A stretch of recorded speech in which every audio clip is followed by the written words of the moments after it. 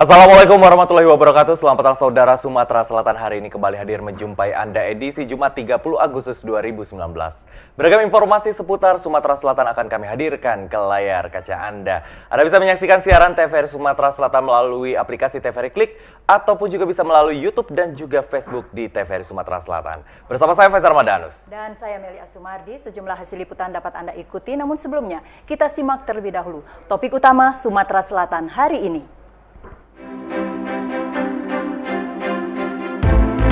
Kembali terjadi kebakaran, kali ini rumah warga di Jalan Kiai Haji Azhari, Kelurahan 340 Palembang hangus terbakar. Pemilik kendaraan yang terjaring operasi patuh Musi 2019, sebagian kena tidak memiliki SIM dan STNK.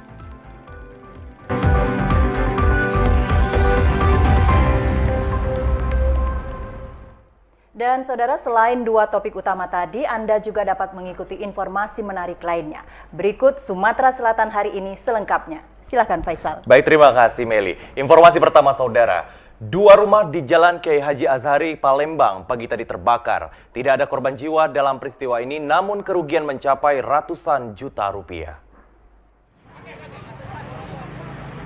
Warga Jalan Kiai Haji Azhari, Kelurahan 340, Kecamatan Seberang Ulu 1, panik setelah mengetahui dua rumah yang dihuni 5 kepala keluarga dilalap si jago merah pada Jumat pagi.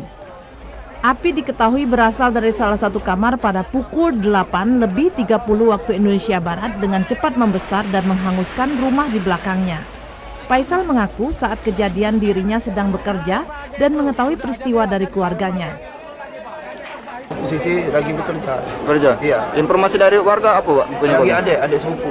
Adik sepupu? Iya. Apa katanya, Pak? Katanya rumah kita terbakar habis tadi. Gara-gara apa itu, Pak?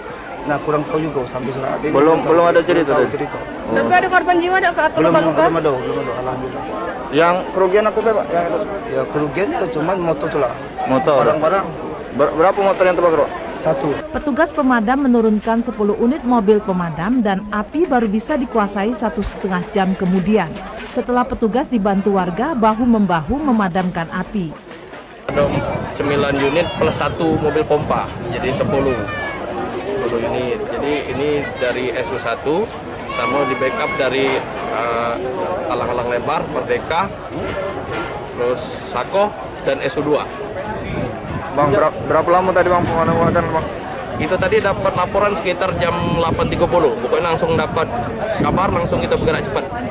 Jadi sampai saat ini mungkin bisa dijingok kan, lagi proses pendinginan. Selain dua rumah, ada 1 unit motor hangus terbakar dan 1 unit mobil juga sempat dilalap api meski masih bisa dievakuasi. Romeko, TVRI Sumatera Selatan melaporkan. Sebuah rumah berlantai 2 di kawasan padat penduduk di Lubuk Linggau ludes terbakar. Kobaran api yang begitu besar sekejap menghanguskan rumah.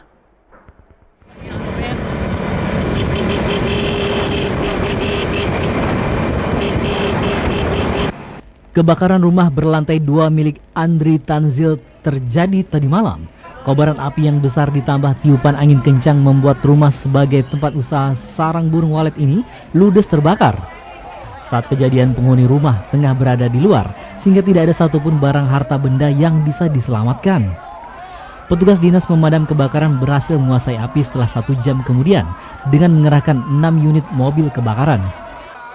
Berapa jumlah yang kerugian itu belum bisa kita ini kan, karena tidak dapat kita komunikasi dengan pemilik rumah atau warga di sini. Karena kita juga posisi sekarang di dalam lokasi BRI. Untuk memadamkan ini semua armada kita turunkan. Terkendala juga, Pak? Kendala untuk sampai saat ini belum, cuma ada mobil tidak bisa masuk ke lokasi. Dugaan sementara api berasal dari sisa pembakaran sampah potongan kayu yang lupa dimatikan. Tidak ada korban jiwa dalam peristiwa ini, namun kerugian ditaksir mencapai ratusan juta rupiah. Dari Lubuk Linggau, Ferry Setiawan, TVRI Sumatera Selatan melaporkan. Beralih ke informasi lain, saudara, puncak musim kemarau yang disertai hujan mengakibatkan fenomena kabut asap yang harus diwaspadai oleh pengendara jalan. Fenomena smog atau kabut bercampur asap kerap terjadi ketika musim kemarau. Terlebih jika sehari sebelumnya terjadi hujan yang menimbulkan kabut di pagi hari disertai asap akibat kebakaran hutan.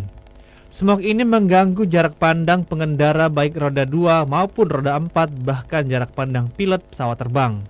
Smog atau lebih sering disebut dengan kabut asap ini terjadi akibat adanya partikel basah dan partikel kering yang terjadi di pagi hari sekitar pukul 4 subuh hingga 7 pagi. Kasih Observasi dan Informasi BMKG SMB 2 Palembang, Bambang Beni menghimbau agar lebih berhati-hati dalam berkendara terlebih ketika mengambil penerbangan di pagi hari. Kita menghimbau masyarakat terutama untuk jangan kalau bisa menghindari untuk first flight penerbangan pada pertama yang mengarah ke kota Palembang karena dikhawatirkan adanya kabut asap yang cukup signifikan untuk penerbangan sebelum jam 7 pagi, dan untuk transportasi darat tak kecuali juga transportasi sungai yang memang pada jam-jam segitu, jam 4 dini hari hingga jam 7 pagi itu dikhawatirkan adanya kabut asap yang sangat mengganggu jarak pandang dan membahayakan transportasi. Saat ini terjadi puncak musim kemarau yang paling kering dalam 30 tahun terakhir dengan kelembaban hanya 80 mm, dan kondisi ini akan berlanjut hingga bulan September mendatang. Bahkan di beberapa wilayah di Indonesia, musim kemarau masih berlanjut hingga November. Tim Liputan TVRI Sumsel melaporkan. Saudara, pemerintah Provinsi Sumatera Selatan mencabut sebanyak 86 izin usaha pertambangan yang ada di Sumatera Selatan.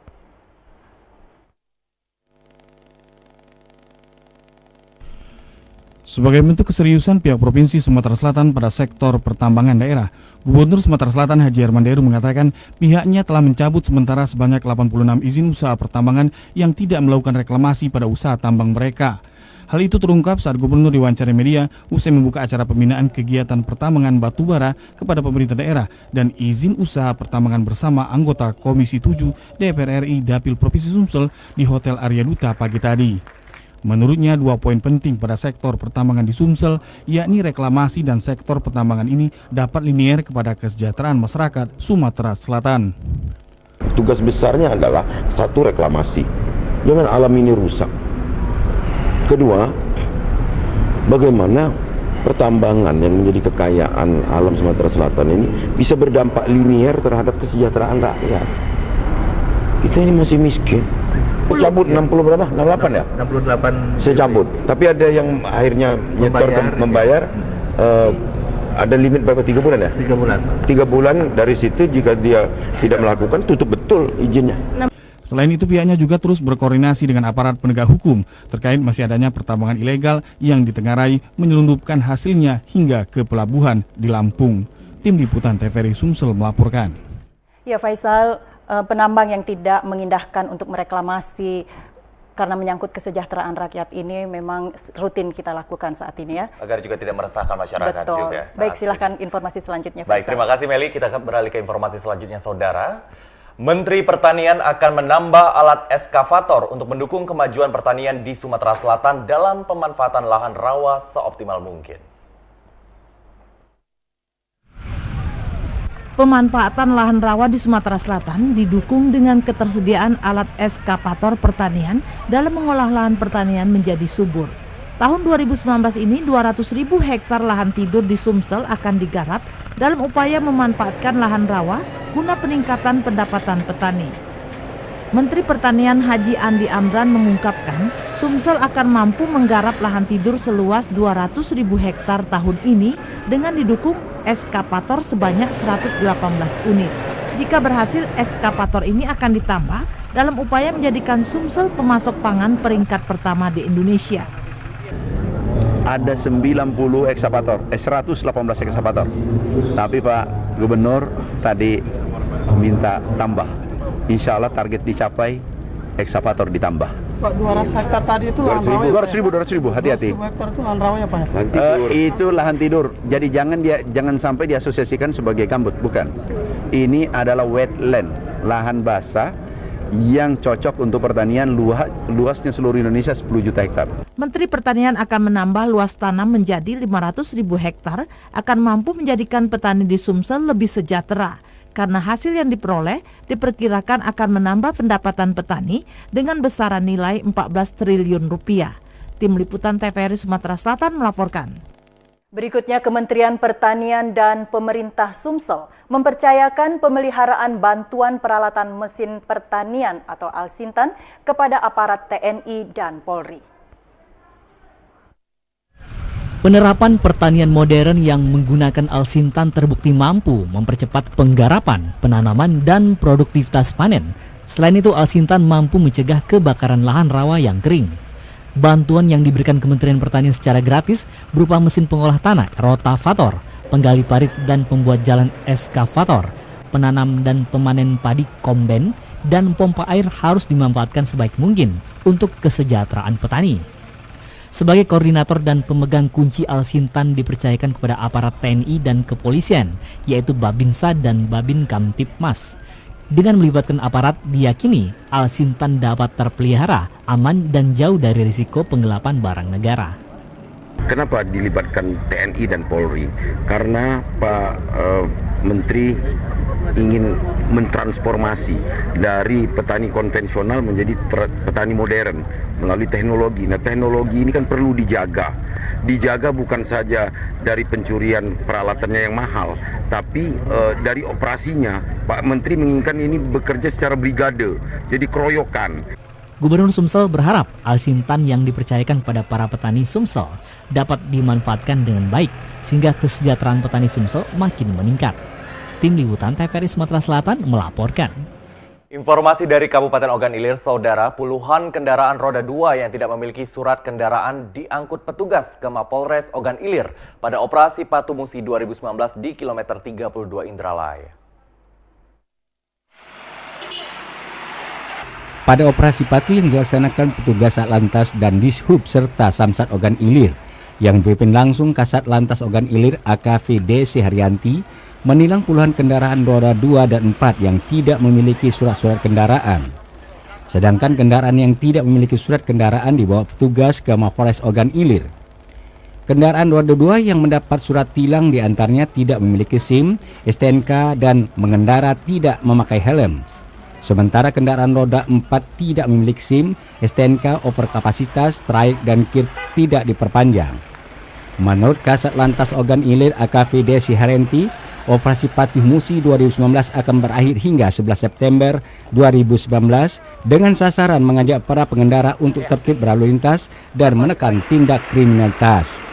Himbauan kami terhadap pengendara khususnya yang melalui jalur lintas timur, baik itu kendaraan pribadi maupun angkutan barang, kami himbau untuk tetap berhati-hati dan tetap mematuhi peraturan lalu lintas. Selama operasi Patuh ini berlangsung, kami harapkan tidak ada pelanggaran yang terjadi di wilayah Polres Ogan Ilir. Sesuai dengan target kami juga, pengendara roda 2 yang tidak menggunakan helm maupun administrasi yang surat menyuratnya, kemudian angkutan-angkutan barang yang tidak sesuai dengan dimensi dan loadingnya. Pantauan TVRI pada operasi kali ini banyak kendaraan yang menghindar dari operasi Patuh, khususnya kendaraan roda 2 yang berbalik arah mencari jalan alternatif, bahkan berhenti di sejumlah bengkel dengan alasan kendaraan mengalami kerusakan. Sandwani Kamaludin, TVRI Sumsel melaporkan. Anda bisa menyaksikan siaran TVRI Sumatera Selatan melalui aplikasi TVRI Klik ataupun juga melalui YouTube dan juga Facebook TVRI Sumatera Selatan. Kami akan kembali lagi setelah jeda yang satu ini.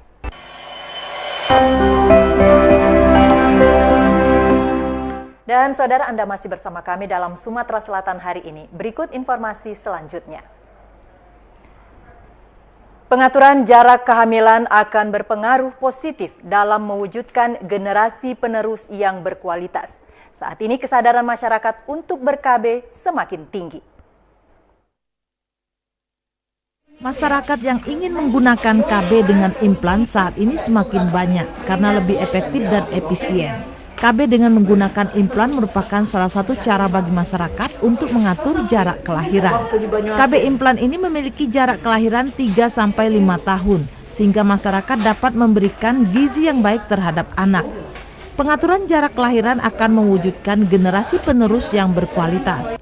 Dengan KB Implan, masyarakat tidak perlu khawatir karena jarak kelahiran telah diatur sesuai keinginan masyarakat. Dibandingkan KB pil atau suntikan yang masih memiliki kekurangan, terutama apabila tidak disiplin. Dengan implan, masyarakat lebih efektif dan efisien dalam mengatur jarak kelahiran. Ini lama nggak ini? Masanya 3 tahun 2 batang. Itu implan KB MKJP, tergolong KB MKJP. Ini kebanyakan dari warga di sini gimana untuk masang IUD dengan implan ini? Kayaknya ini sudah berapa orang, sudah banyak ini. Kalau itu anaknya ya, ditanya dulu anaknya apa ini masih kalau implan masih pasang usia subur, masih di bawah umur 36 tahun. Nah, kalau sudah MOP sudah di atas 36 tahun. Untuk di Palembang sendiri, masyarakat yang menggunakan KB implan semakin banyak karena tingkat kesadaran untuk ber-KB semakin tinggi. Tim Liputan TVRI Sumatera Selatan melaporkan. Saudara, kerusakan jalan di Kota Palembang semakin hari bertambah parah seperti di Jalan Talang Ratu. Bahkan warga menunggu kapan ada perbaikan jalan tersebut. Kerusakan Jalan Talang Ratu kian hari bertambah parah. Menurut warga yang tidak mau diwawancarai TVRI mengatakan bahwa jalan ini termasuk jalan alternatif. Jalan alternatif tersebut bisa tembus ke Jalan Jenderal Sudirman kilometer 5, lalu ke Pak Jo Ujung, Jalan Demang Lebar Daun, apalagi musim sekolah lalu lintas sedikit padat karena banyak kendaraan baik roda 4 maupun roda 2. Ditambahkannya, jalan pintas bisa menuju ke jalan irigasi dan banyak perkantoran seperti kantor Kopertis Distrik Kota Palembang, PMI, dan SMP Negeri 19 Palembang. Kiranya pemerintah Kota Palembang atau dinas terkait segeralah memperbaiki jalan tersebut, mengingat saat ini musim kemarau. Apalagi nanti musim penghujan banyak pengguna kendaraan yang mengalami terbalik dikarenakan ada lubang-lubang yang tergenang air. Warga mengatakan hendaknya Pemkot Palembang harus tanggap mengenai jalan-jalan yang perlu perbaikan. Menurut Wardia harus ada prioritas dan mana yang didahulukan karena kepentingan orang banyak. Iya Pak, rusak. Ini sering terbalik kadang-kadang di sini. Kalau besok lah minta tolong benari dengan Pak Wali Kota, apa ya. Ini sering kejadian terbalik ini, sering ini. Lama rusak ini? Lama juga itu, apalagi yang Simpang 3 tuh. Banyak jalan tidak bagus depan masjid. Ya usul paling kotak lah baca benari. Iyalah Pak, sering Pak kejadian ini macet puluk terus ini oleh jalan rusak kan. Muslimin Umar, TVRI Sumsel melaporkan. Saudara, keberadaan LRT tidak hanya semata mencari tingkat okupansi, namun yang paling utama merubah pola angkutan masyarakat untuk menggunakan angkutan massal.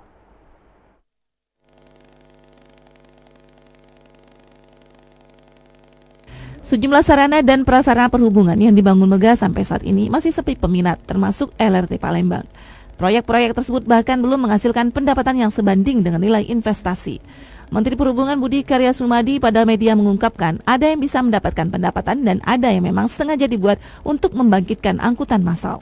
Untuk LRT Palembang memang harus bergantung pada subsidi pemerintah yang bertujuan untuk mengubah perilaku masyarakat agar tergerak menggunakan angkutan massal.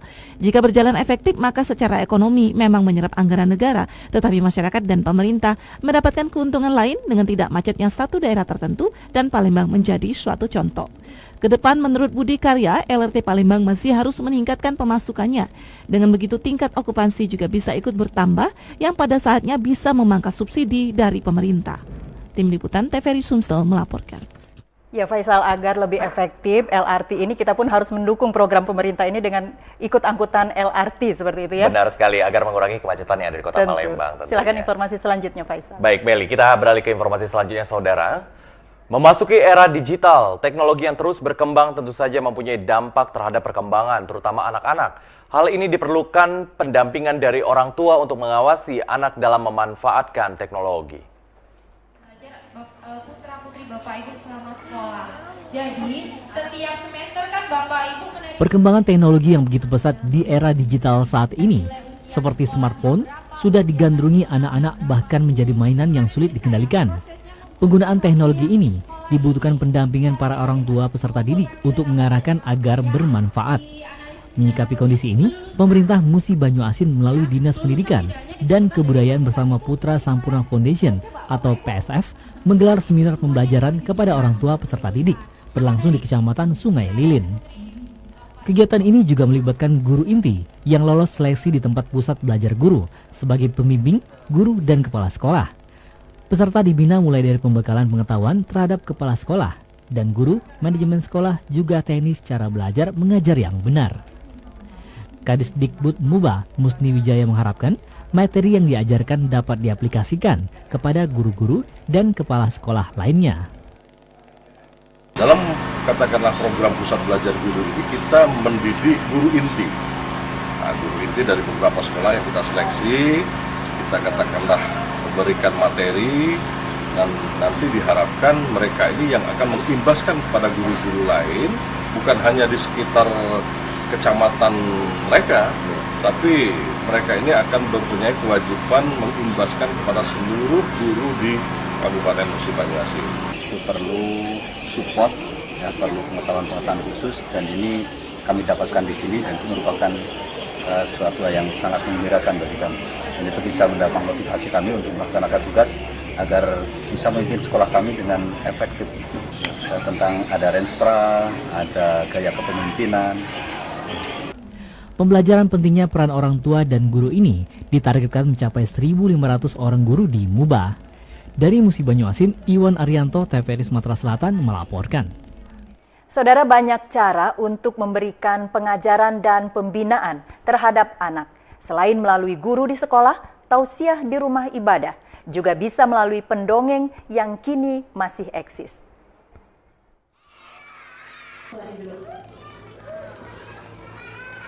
Pada era modern saat ini, mayoritas anak-anak lebih cenderung menggunakan HP dan perangkat elektronik mereka dibanding membuka dan membaca buku. Ini menjadi tantangan bagi para orang tua dan juga pihak sekolah tempat anak-anak belajar.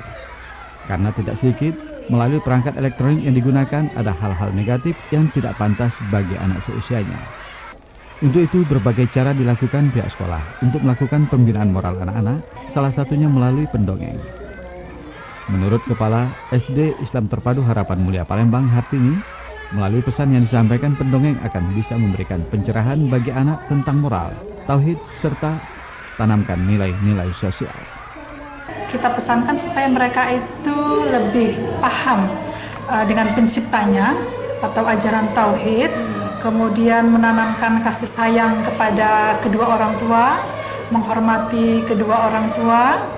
Kemudian pesan yang terakhir kita untuk kepada anak-anak itu supaya anak-anak itu bisa saling mencintai sesama temannya atau sesama masyarakat gitu. Jadi menanamkan nilai-nilai sosial.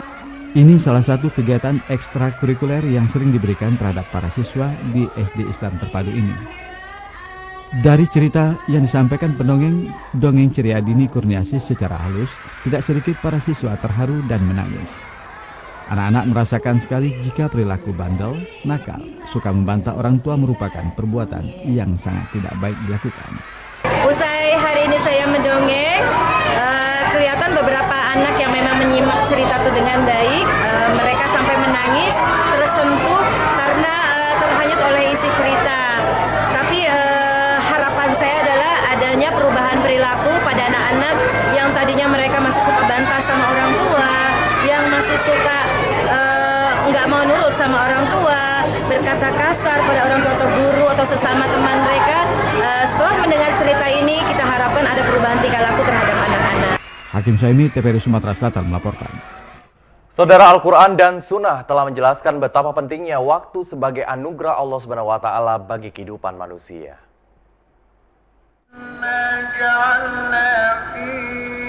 Betapa pentingnya waktu dalam kehidupan manusia, sehingga sebagai orang yang beriman, kita harus mampu memanfaatkan waktu dengan sebaik-baiknya. Waktu memegang peranan yang penting dalam kehidupan, sehingga Allah SWT akan meminta pertanggungjawaban dari setiap manusia untuk waktu yang telah diberikan Allah SWT kepada setiap hambanya. Tidak tergelincir dua kaki seorang hamba pada hari kiamat, sehingga Allah SWT menanyakan 4 hal, yang salah satunya umurnya untuk apa selama hidup dihabiskan. Waktu yang telah kita lewati, baik setiap detik, setiap menit, setiap jam, maupun setiap saat yang telah terlewatkan mustahil untuk dapat terulang kembali. Oleh sebab itu, jangan pernah menyia-nyiakan waktu yang telah diberikan oleh Allah SWT. Demikian disampaikan khotib sholat Jumat Ustadz Husni Tamrin di Masjid Nurul Iman TVRI Sumatera Selatan. Sehingga kadang-kadang kita lemah memperhatikan umur yang telah diberikan Allah SWT. Apa yang telah kita perbuat, apa yang telah kita persiapkan di dalam hidup ini. Perbuatan baik ataukah perbuatan buruk, perbuatan ibadah atau perbuatan maksiat. Gunakanlah waktu dan kesempatan yang diberikan kepada kita dengan sebaik-baiknya, sehingga tidak ada penyesalan di kemudian hari. Tim Liputan TVRI Sumatera Selatan melaporkan. Dan saudara, informasi selanjutnya masih akan kami hadirkan sesaat lagi selepas pariwara berikut ini.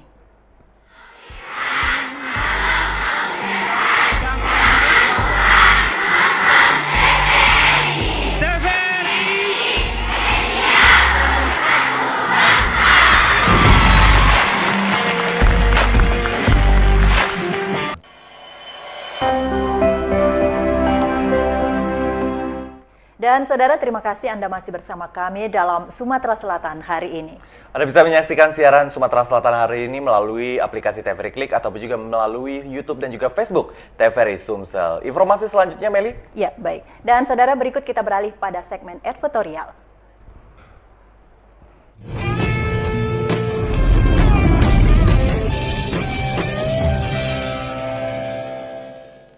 Saudara, Ketua Pengadilan Tinggi Palembang Dr. Sudar Maji mengambil sumpah 9 advokat Peradi baru untuk wilayah Kota Palembang.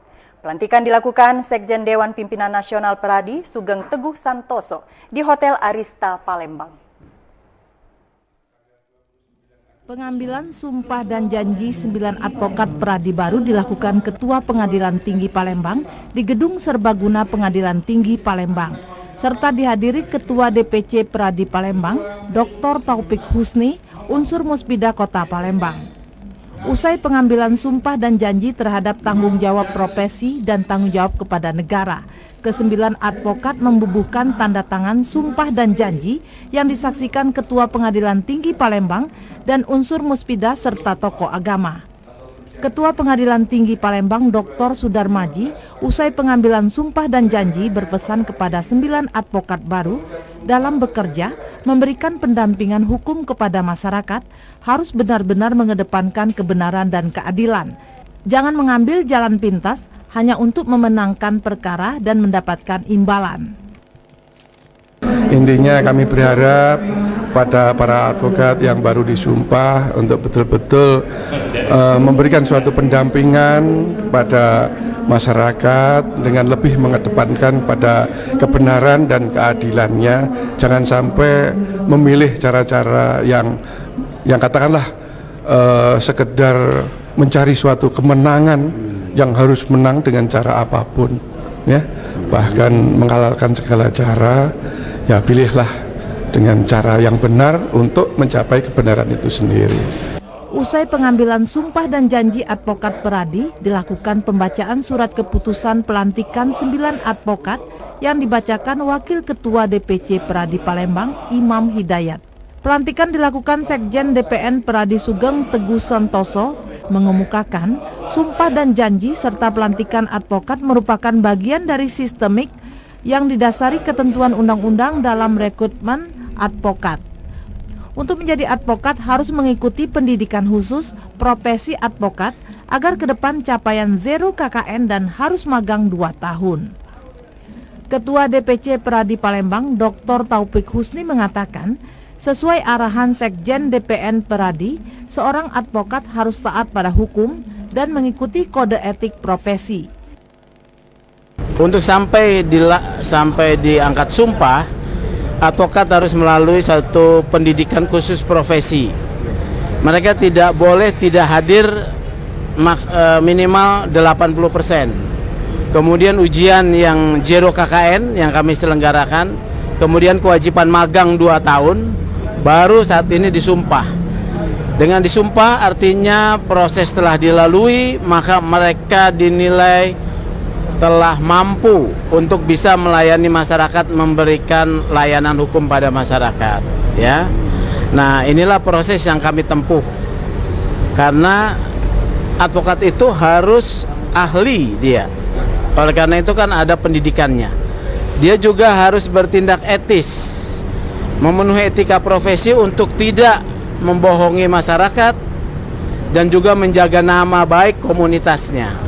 Para advokat baru ini diharapkan agar taat hukum, menegakkan keadilan, dan khususnya kode etik, ya, sesuai dengan Undang-Undang Advokat dan Undang-Undang Dasar 1945. Dalam berorganisasi juga kita ada etika. Nah, untuk itulah yang menjadi pesan utama dari Pak Sekjen tadi dalam amanat. Beliau menyampaikan kepada para advokat baru yang dilantik ini. Hari ini ada 9 advokat yang dilantik. Alhamdulillah juga sudah diambil sumpah oleh Ketua Pengadilan Tinggi, tadi berlangsung dengan sukses, aman dan lancar. Dan untuk itu kami sampaikan selamat kepada para advokat baru agar dapat betul-betul memperjuangkan hak, ya, serta keadilan di tengah-tengah masyarakat, serta berguna bagi lingkungan, keluarga, bangsa dan negara. Ketua Panitia Pelaksana Pelantikan dan Pengambilan Sumpah Advokat, Gregorius, mengatakan sejak berdirinya Peradi Kota Palembang April 2018 telah berhasil merekrut 50 pengurus dan advokat untuk wilayah Kota Palembang. Sesuai dengan arahan dari DPN, kami akan tetap terus belajar dan terus mengembangkan profesi advokat ini untuk menjadikan profesi yang sangat mulia. Peradi di bawah naungan Ketua Bapak Dr. Taufik Husni, Sarjana Hukum Magister Hukum, ada kurang lebih sekitar 50 kepengurusan dan anggota. Nah, soal tentang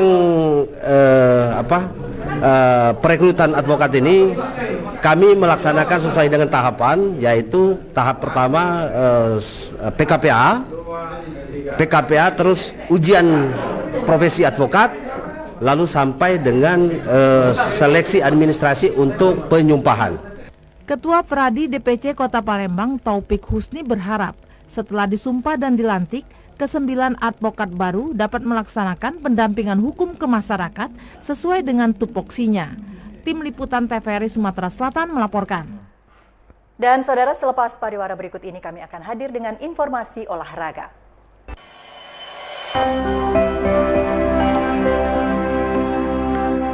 Saudara, Anda masih bersama kami dalam Sumatera Selatan hari ini.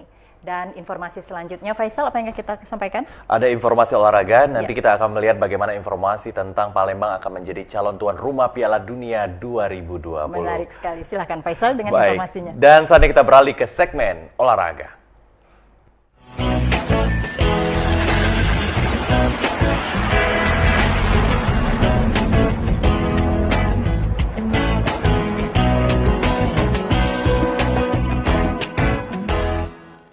Saudara, Persatuan Sepak Bola Seluruh Indonesia PSSI resmi mendaftarkan Stadion Gelora Sriwijaya Jakabaring Palembang sebagai salah satu calon tuan rumah penyelenggaraan Piala Dunia Under-20 pada tahun 2021 mendatang.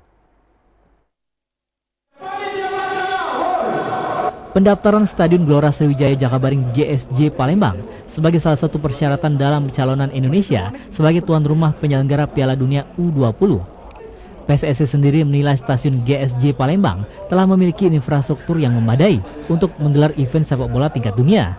Terlebih stadion GSJ Palembang telah berpengalaman menyelenggarakan event sekelas SEA Games hingga Asian Games. Pemerintah Provinsi Sumatera Selatan memastikan sudah siap menjadi tuan rumah penyelenggara Piala Dunia U20, baik kesiapan dari segi infrastruktur hingga keamanan. Sumatera Selatan siap untuk menyelenggarakan Piala Dunia U20 dengan kesiapan meliputi berbagai hal, bukan hanya kesiapan lapangan, bukan hanya kesiapan keamanan atau syarat-syarat teknis lainnya, tapi yang jelas kesiapan masyarakat Sumatera Selatan untuk menyambut pesta olahraga ini. Pengamat sepak bola Kota Palembang Ginanjar menilai Kota Palembang mampu menjadi tuan rumah Piala Dunia U20. Intinya saya sangat mendukung sekali apa yang sudah dilakukan oleh Bapak Gubernur dengan pemerintah setempat berkaitan dengan kegiatan yang akan dilakukan sebagai tuan rumah. Namun demikian perlu diketahui bahwa masih banyak hal-hal yang perlu dipersiapkan, mulai dari sumber daya, SDM-nya, ataupun bibit-bibit pemain yang sekiranya akan ditampilkan pada saat Piala Dunia tersebut nantinya. Selain Stadion GSJ Palembang, PSSI juga mendaftarkan 9 stadion lain sebagai tuan rumah penyelenggara Piala Dunia U20 nanti. Jeffrey Aliansa, TVRI Sumatera Selatan melaporkan dari Palembang. 40 atlet silat dari perguruan Merpati Putih Pangkalan SMP Negeri 47 Palembang terus menjalani latihan untuk persiapan kompetisi baik skala regional maupun nasional.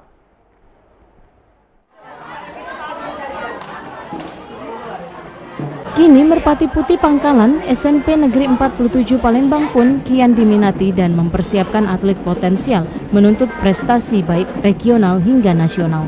Menurut asisten pelatih Merpati Putih, Willy Alexander, mengatakan bahwa sebanyak 40 atlet potensial yang saat ini tengah menjalani latihan di sekolah. Atlet tersebut semuanya anak-anak, sedangkan jadwal latihan 2 kali dalam sepekan.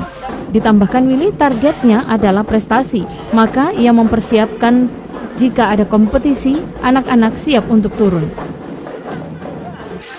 Jadi di sini kita latihan di SMP Negeri 47 Palembang ini yang seperti dijelaskan oleh Bapak tadi. Itu kita hari Jumat dan hari Sabtu kita latihannya. Ya, bisa kita ketahui kalau namanya juga silat, jadi kita latihannya sama seperti silat yang lain, seperti itu. Tapi untuk lebih detailnya kita ke perguruan, kita ada juga. Seperti yang disebutkan Bapak tadi, kita sudah ada yang bisa tutup mata, kan itu salah satu keilmuan dari Merpati Putih. Ada yang sudah bisa mematahkan beton, kita nyebutnya itu power. Ya. Sementara itu dikatakan Kepala SMP Negeri 47 Hazairin bahwa pihaknya menyambut baik pembinaan cabang olahraga silat di sekolahnya.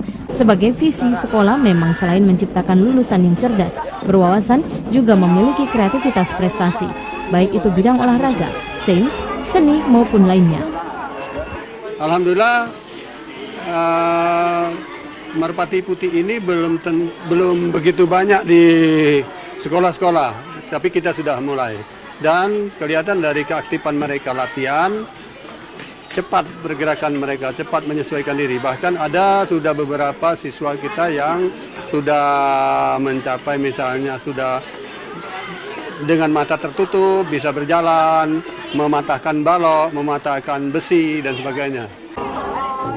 Ditambahkan Hazairin, pergerakan Merpati Putih sangat cepat dan ini menjadi bekal soft skill siswa. Karena terlihat anak-anak sudah memiliki keahlian yang luar biasa, mulai dari memecahkan batu bata, tutup mata, dan lainnya. Muslimin Umar, TVRI Sumsel melaporkan. Saudara, pada ajang Kejurnas Prapon tahun 2019 untuk cabur senam, tim senam Sumsel menargetkan dapat merebut 1 medali emas pada nomor senam bergu artistik putra yang akan digelar di Jakarta pada tanggal 1 sampai 5 Oktober 2019 mendatang.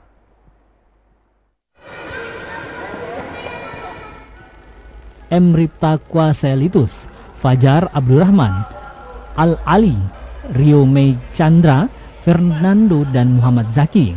Menurut salah satu atlet senam senior putra Sumsel, Muhammad Ripta Kwaselitus, TC berjalan sudah berlangsung sejak bulan Januari tahun 2019 yang lalu sampai sekarang. TC berjalan digelar oleh pengurus cabur senam atau Persani Sumsel, namun TC resmi atau TC terpusat tidak diselenggarakan oleh KONI Sumsel. Setiap cabur yang ikut ajang Kejurnas Prapon tahun 2019 hanya menggelar TC mandiri. Tim senam Sumsel menargetkan 1 medali emas pada nomor senam bergu putra untuk mendapatkan 1 tiket ke ajang PON Papua tahun 2020 mendatang. Kendala yang dihadapi oleh Emripta CS cukup banyak, dari minimnya dukungan dari pemerintah hingga masalah dana. Persiapan terdekat ini Prapon buat bulan 1 Oktober.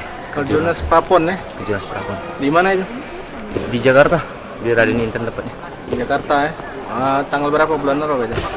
Kalau terjadwal sih 1 Oktober, di bulan November, di bulan Oktober maaf. Diharapkan tim senam Sumsel dapat tetap berprestasi di tengah keterbatasan yang dihadapi selama ini. Ahmad Maris, TVRI Sumsel melaporkan.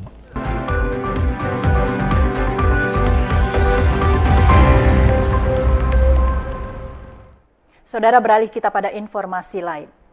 Jenazah Serda Rikson Edi Chandra, prajurit TNI dari Kesatuan Batalion Kavaleri Yonkaf 5, Dwi Panggaseta DPC Karang Endah yang gugur dalam pengamanan aksi unjuk rasa di depan kantor Bupati Deiyai Papua semalam tiba di Palembang. Jenazah almarhum Serda Rikson Edi Chandra dibawa menggunakan pesawat Garuda. Kedatangan jenazah disambut Kasdam 2 Sriwijaya, Brigjen TNI Saprial, dan Kodam dengan upacara penghormatan secara militer. Jenazah Serda Rikson dibawa ke rumah duka di Karang Endah untuk disemayamkan hari ini secara militer di Taman Makam Pahlawan Kusuma Bangsa Prabu Muli. Kasdam 2 Sriwijaya berharap kondisi di Papua segera pulih dan kembali damai seperti semula. Karena besok insya Allah pada pukul 9 pagi kita akan makamkan yang bersangkutan almarhum di Taman Makam Pahlawan Prabu Muli. Kita selaku anggota TNI mengharapkan, sangat berharap, dan saya yakin masyarakat Indonesia juga mengharapkan supaya segera pulih kondisinya, damai seperti sedia kala. Almarhum Serda Rikson Edi Chandra adalah prajurit yang ditugaskan dari Kodam 2 Sriwijaya yang tergabung dalam Satuan Tugas Teritorial Satgaster di Papua.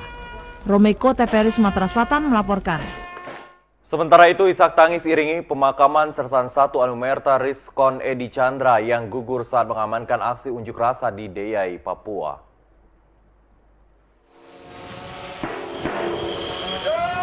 Prosesi pemakaman yang dipimpin Kasdam 2 Sriwijaya, Brigadir Jenderal Saprial. Sertu Anumerta Rikson Edi Chandra merupakan anggota TNI dari Satuan Kavaleri Yonkap 5 Serbu, Karang Endah, Kabupaten Muara Enim.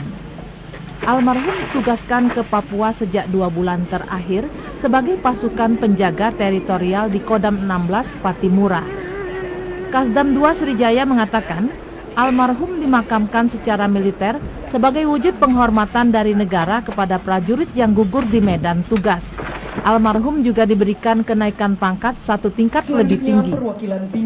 Kita makamkan secara militer, itu adalah wujud penghargaan dan penghormatan dari negara kepada prajurit yang terbaik yang gugur di medan tugas. Inilah penghormatan, diberikan pangkat 1 tingkat lebih tinggi dari sebelumnya dengan Anumerta, dari Sersan 2 menjadi Sersan 1 Anumerta. Nah, kita mengharapkan tentunya permasalahan ini segera diatasi. Kalau ini kriminal harus segera ditindaklanjuti. Haldi Epriansa, TVRI Sumatera Selatan melaporkan. Saudara, beralih kita ke Kabupaten Oku. Tahun ini pemerintah Kabupaten Ogan Komering Ulu akan menerima 174 formasi penerimaan CPNS jalur umum, termasuk juga pegawai pemerintah dengan perjanjian kerja atau P3K tahap 2. Seleksi lowongan penerimaan calon pegawai negeri sipil dan pegawai pemerintah dengan perjanjian kerja atau P3K tahap 2 di lingkup pemerintahan Kabupaten Oku akan dibuka pada September atau Oktober 2019 mendatang. Kepala Badan Kepegawaian dan Pengembangan Sumber Daya Manusia Kabupaten Oku, Murdaili, menyebut dari jumlah 174 formasi tersebut, sebanyak 55 diantaranya merupakan formasi untuk jalur umum dan sisanya sebanyak 119 formasi untuk P3K. Formasi yang akan diterima meliputi pegawai untuk tenaga teknis, kesehatan, dan tenaga guru. Untuk formasi CPNS, Pemkab Oku juga menyediakan 10 kursi dari tamatan pendidikan SMA untuk mengisi posisi sebagai Satpol PP. 175 itu untuk P3K 70% dari situ berarti sekitar 119 kalau tidak salah. Yang untuk PNS-nya 51 yang kita usulkan. Yang perkiraan September itu apa, Pak? Ya mulai proses ini, penerimaan itu. Kalau menurut Menpan, tapi kan belum pasti itu. Kalau mereka sudah siap juga. Kalau paling banyak apa, Pak? Yang kita usulkan? Ya. Kita mengusulkan untuk PNS ada yang SMA kita usulkan untuk PPP. Umum itu? Untuk seleksi calon P3K tahap 2, Pemkab Oku memperuntukkan bagi tenaga honorer yang berkualifikasi pendidikan strata 1. Sedangkan untuk tenaga honorer K2 yang belum S1 tidak terakomodir dalam rekrutmen P3K kali ini. Saudara, meskipun harga ayam sudah mengalami penurunan dan normal kembali, tetapi pedagang mengeluhkan omset mereka menurun sampai 50%. Penurunan harga ayam ini terjadi di beberapa pasar tradisional dalam sepekan ini. Seperti di Pasar Kenten Laut Palembang, biasanya harga ayam sampai Rp40.000 per kilogram. Saat ini sudah kembali normal dengan harga Rp25.000 per kilogram. Penurunan harga ayam ini ternyata tidak diimbangi dengan naiknya pembelian. Justru pedagang mengeluhkan omset dagangannya menurun sampai 50%. Diakui pedagang ayam, Bu John, penurunan harga ayam ini di satu sisi menguntungkan masyarakat yang ingin membeli ayam. Namun di sisi lain, penjualan ayam di tingkat pedagang justru menurun. Lagi nurun ayam sekarang, lagi sudah lebaran ini 25.000 kisaran, yaitu cabai, bawang lagi turun. Baru dalam minggu inilah mulai turun. Pokoknya harga pasar ini lagi miring di Pasar Kenten ini. Omset merosot tajam. Oh, omsetnya juga Turun. turun. Kenapa yang bisa ini kabarnya aja? Tahu pengaruh apa, tidak tahu, pokoknya sepi. Sejumlah pembeli berharap harga ayam tetap stabil dan tetap terjangkau sehingga tidak memberatkan masyarakat. Tim Liputan TVRI Sumatera Selatan melaporkan. Sementara itu, saudara, di pasar tradisional Cinde, Palembang, saat ini beberapa harga sayuran mengalami penurunan, seperti cabai dan bawang, turun sekitar Rp5.000 per kilogramnya.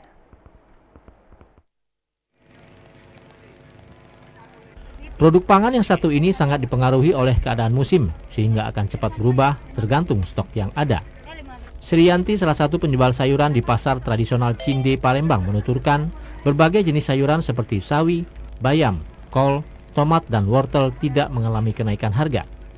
Sementara harga cabai mengalami penurunan Rp5.000, yaitu dari Rp85.000 menjadi Rp80.000 per kilogramnya. Untuk bawang merah, bawang putih, dan daun bawang, kemarin sempat di angka Rp30.000 per kilo, kini menjadi Rp20.000 per kilogramnya. Ya, alhamdulillah kalau sayur tinggi, cabai menurun, bawang turun jauh. Kemarin berapa kemarin? Kalau kemarin cabai harganya sekitar 85, ini sudah turun 80. Kalau sayuran yang lain normal Mas, Pak. Masih 15, kena 15. Kalau daun bawang kemarin mahal 30, hari ini turun 20.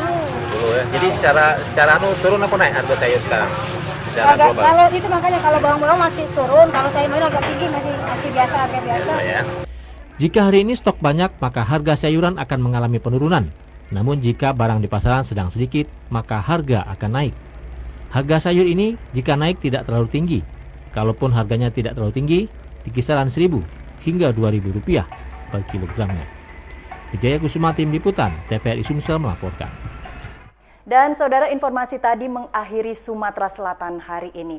Terima kasih Anda telah memperbarui informasi. Saya Meli Asumardi. Dan saya Faizal Ramadanus. Tetap setia menyaksikan TVRI Sumatera Selatan melalui aplikasi TVRI Klik ataupun juga bisa melalui Facebook dan juga YouTube TVRI Sumatera Selatan.